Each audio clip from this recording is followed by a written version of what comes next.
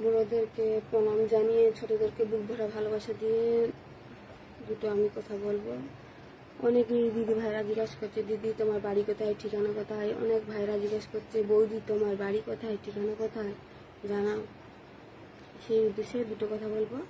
প্রথমে বলবো আমার বাড়ি বেনমুজির মাঝেপাড়া, যে গ্রামে থাকি। আর জেলা আমার যে জেলায় আমি থাকি সেই উত্তর 24 পরগনা। থানা সন্দেশখালী, ফায়ারনেজার, মহকুমা বসিরহাট, পোস্ট অফিস হাটখোলা।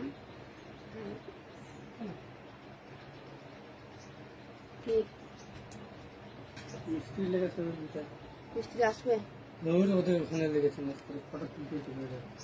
তাহলে আমাদের কিছু বলছে না মিস্ত্রি।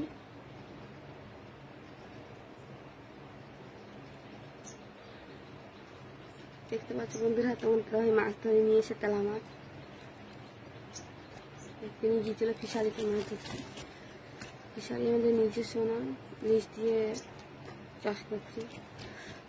বছরে 7,000 টাকা করে দিতে হয় লিজ। তেলা মাছটা দেখাচ্ছি তোমাদের।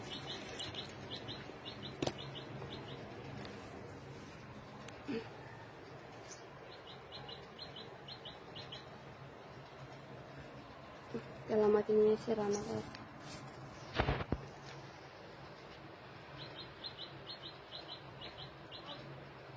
প্রথমে আমার দাদা ভাই কিছু কাজ করতে, কিছু কাজ করে না, জোগাড়ি এই কলকাতা যায়, মায়ের সাথে জোগাড়ি কাজ করে। আর ভাইতে টুকটাক কাজ হলে করে, মাটি কাজ, বাগান টাগান। আমাদের এদিকে কোনো চাষের জমি নেই। চাষের জমি বলতে আছে যাদের নিজস্ব 2-1 কাঠা জমি আছে। আর এই পাশে পুরো ফিশারি, চাষের জমি নেই। আর এইদিকে সব কিছু অভাব, জ্বালানির অভাব, সংসারে টুকিটাকি সব কিছু অভাব, সবজির অভাব, এদিকে চাল ধান খুব অভাব। আমরা বন্ধুরা দেখতে পাচ্ছি ওই যে ঢাকা আছে ধান, লিজ দিয়ে চাষ করেছিলাম। 2,000 টাকা জমির লিজ, আর জলের লিজ 2,000। আবার সার তেল তো আছেই, সার তেল প্রায় 10,000 টাকার মতন খরচা হয়ে গেছে বন্ধুরা। কী করবো, নিজস্ব জমি নেই, লোকের জমি নিয়ে চাষ করতে হয়েছিল। না করলে খাবো কি, 3টে ছেলে বুঝতে পারছো, আর আমরা 2জন, 5টা ফ্যামিলি। চাল কিনে বন্ধুরা হয় না।